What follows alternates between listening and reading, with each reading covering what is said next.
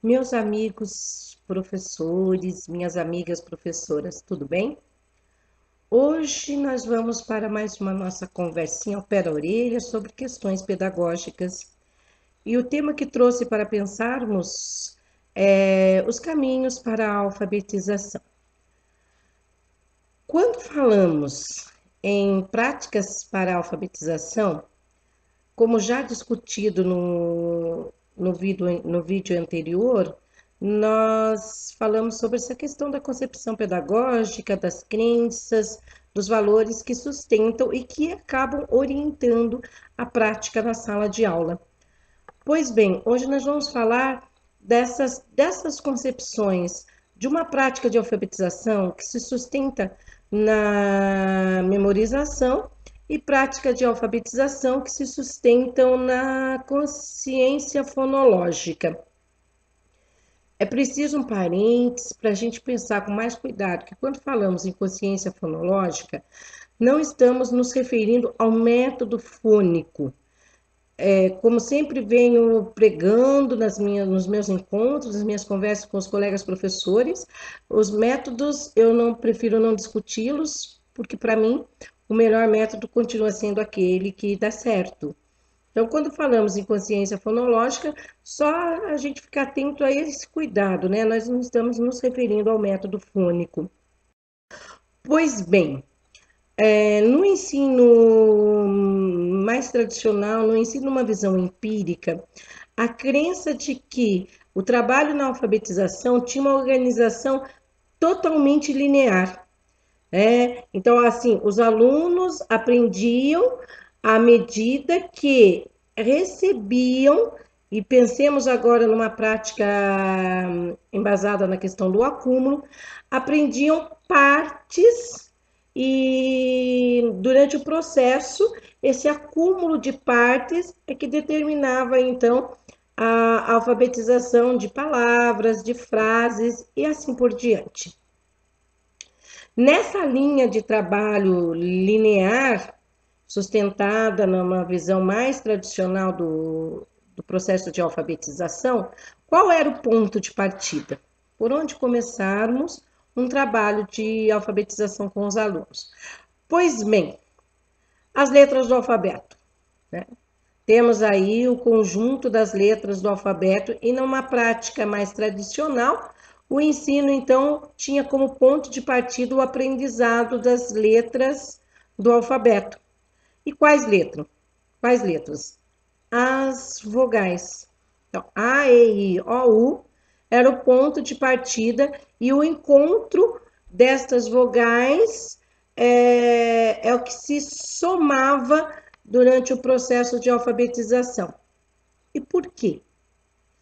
Por que o início com as vogais? Veja, os estudos de Piaget nos aponta, né, a questão dos tipos de conhecimento. Rapidamente falando sobre eles, os 3 tipos de conhecimento são o conhecimento físico, o conhecimento lógico-matemático e o conhecimento social. Então, veja, a criança quando aprende o A, o E, o I e o O e o U, o próprio nome dessas letras, que são as vogais, já traz aí também o som que elas produzem. Então, quando a criança tem aí o desenho da letra A, ela aprende esse conhecimento físico do traçado da letra A, tem um conhecimento social que diz respeito ao nome desse desenho, ao nome desse traçado, que é A, e junto, quando se apropria do nome da letra, ela também tem aí o som que essa letra produz. E o mesmo acontece com as outras, né? Com as outras vogais. E é o nome e também é o som dessa letra. I, O e U. Talvez o planejamento que parte do ensino das vogais entenda que a facilidade decorre do fato da letra também ser também ser o fonema que a letra produz. E aí, como é que a coisa se sucedia? Então, aprendi as vogais, o encontro das vogais, e mais tarde as vogais então encontravam aí com as consoantes, e é lógico que a ordem de apresentação dessas consoantes seguia lá a ordem linear do alfabeto. Então, o B e o A, BA, o B e o EB, e assim por diante. Depois, o C, o D e o E. E isso nos remete a quê? A organização cartilesca, não é assim?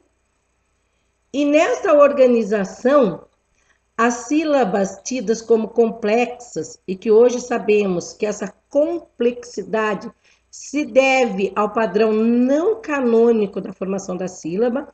Veja, por exemplo, a palavra sabonete. Se a gente for analisando as sílabas que compõem essa palavra, veremos o quê? Que a primeira sílaba é SA, segunda sílaba BO, e que elas estão todas padronizadas, consoante, vogal, consoante, vogal. Cartilha entendia que essa era a sílaba simples e que, portanto, poderiam ser assimiladas mais facilmente. Dá para perceber nitidamente a organização linear, né? Ensino das vogais, que nós discutimos que o nome também já traz o fonema, e que isso era entendido como uma facilidade cognitiva de aprendizado, e depois o ensino das sílabas canônicas, do padrão consoante mais vogal, e aquelas que não atendiam a esse padrão de consoante mais vogal, que são as não canônicas, essas ficavam mais para diante. Então, tínhamos o quê? Ambulância, anjo, telha. Veja o exemplo do lhá da telha, né? Consoante, consoante, mais vogal. Árvore. A sílaba ar, ela tem primeiro uma vogal para depois o consoante.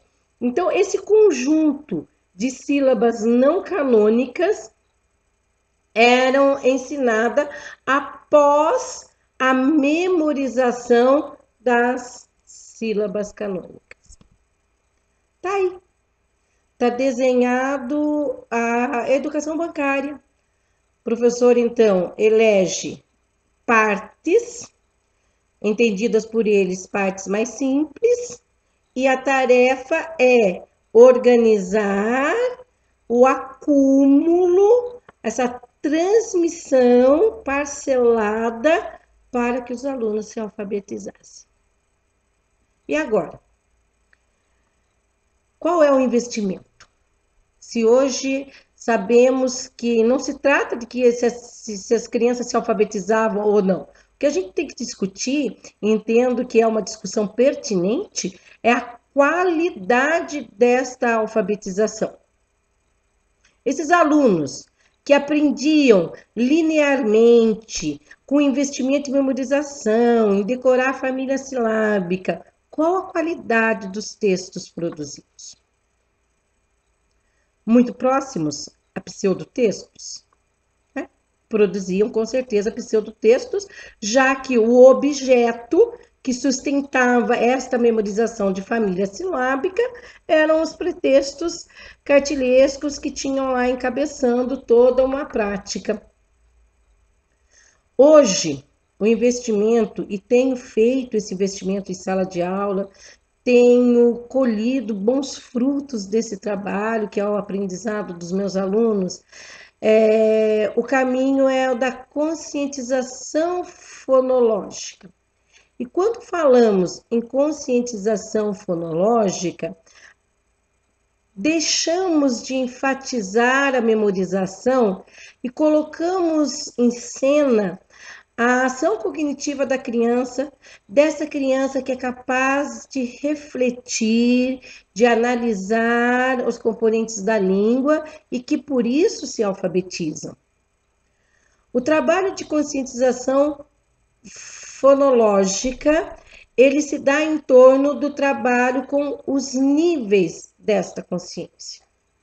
Então, temos já não mais uma preocupação em memorizar família silábica, e sim uma preocupação qualitativa de reflexão nos níveis da consciência fonológica. Quais são esses níveis? São três. Nós temos o nível silábico, o nível intrassilábico e o nível da sequenciação fonêmica. Atividades que trabalham no nível silábico. A criança que está numa análise do sistema linguístico e que o professor, então, faz intervenções no sentido de que ela perceber que as partes da fala têm uma representação no escrito e que essa representação no escrito, ela é a sílaba. Então, como trabalhamos bastante, qual é a letrinha que começa, e só uma letrinha já dá, o que mais a gente precisa pôr? Então, vamos pensar numa criança que está aí pensando a palavra morango e tem a tarefa de colocar no papel, né, a representação por escrito da palavra morango. Então, no momento que a gente fala, como é que começa essa palavra? Qual é a letrinha? Algumas crianças dizem, é o M, é a nossa intervenção aí em cima, mas só a letrinha M já dá, precisa pôr mais alguma coisa. Veja que a intervenção, então, caminha para essa consciência de que as palavras têm esta formação de partes, né, que vem a ser a formação da sílaba. E a gente não se cansa, não é verdade? De fazer e explorar o eixo inicial, o eixo final, a quantidade de letras e por aí vai. E o nível intrassilábico? O que está em jogo? Como se direciona um trabalho que explora o nível intrassilábico? Continuemos aí pensando na escrita da palavra morango. Então, o professor tem lá no cantinho da sua sala a lista, né, o texto referência, que é a lista com os nomes dos alunos. E tem, por exemplo, uma aluna que se chama Mônica na sala. Então, durante essa reflexão da escrita da palavra morango, o professor faz o quê? Ele ativa, ele incentiva as crianças a relacionar a sílaba inicial da fruta morango a uma palavra de escrita estável, né? O nome o próprio nome tem essa estabilidade na escrita. Então, veja, o que é que tem no nome da Mônica e que pode nos auxiliar na escrita do morango? Então, quando a criança ela busca um referencial de uma palavra que já conhece, e nós aqui estamos falando dessa escrita estável, que é o nome dela, ela faz o quê? Essa relação. E mo da Mônica é o mo do morango. Parece óbvio? No entanto, não é. Muitas crianças, até por conta do sentimento, né, do egocentrismo, elas até brigam.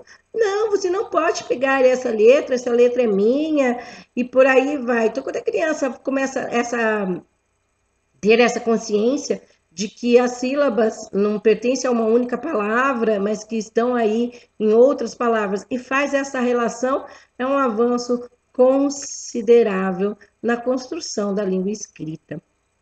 Temos, então, agora o nível da sequenciação fonêmica ou sequência fonológica. Veja, quando a gente fala em escrita estável, nós estamos falando exatamente do quê? Das letras que compõem uma determinada palavra e da ordem das letras nessa palavra. Do mesmo jeito que temos a ordem das sílabas numa determinada palavra. Então, não basta, por exemplo, eu ter o mo, o ni e o ka e colocar em qualquer ordem. Canimô, por exemplo, porque aí não vai estar formando a palavra mônica. Então a criança tem que fazer essa associação, que a sequência na pauta sonora, tá? Precisa ir na sequência na pauta escrita. Então, para começar Mônica, para começar morango, tenho outras sílabas, mas qual é a que vai ter início? E depois dessa, qual é a que vem? A gente vê que alguns livros já têm explorado um pouquinho desses recursos, não é verdade? Então, coloca lá, por exemplo, um desenho, o desenho de um animal, de um macaco, e coloca lá as sílabas que compõem e pede às crianças, então, que ordenem. Esse é um exemplo de uma atividade, aí eu não vou discutir se ter o desenho, no caso, é uma intervenção adequada ou não, mas o que estou mostrando para vocês que as intervenções que acontecem no sentido de que as crianças percebam que existe uma ordenação das sílabas para formar uma determinada palavra, ela precisa ser seguida e que ela deve se orientar pelo fonema para poder determinar essa sequenciação, essa ordenação das sílabas. Bem, penso que de uma forma bem resumida, deu para a gente discutir um pouquinho sobre os caminhos para a alfabetização e, evidentemente, que pensar o caminho para ter uma consciência da nossa concepção pedagógica. Eu tenho batido muito nisso, porque é só revisitando as nossas crenças que vamos transformar a nossa prática, o nosso fazer. E deixo essa questão agora no finalzinho do nosso encontro. Qual é o melhor caminho? E quando falo melhor caminho, estou focando na questão da qualidade da aprendizagem, especificamente na área da alfabetização. É o caminho da memorização ou é o caminho da conscientização fonológica? Eu espero ter contribuído, ter trazido aí algumas questões para a gente pensar, analisar, e é lógico, e que tudo isso esteja a serviço da aprendizagem dos nossos alunos. Por hoje é só, fiquem com Deus e boa noite.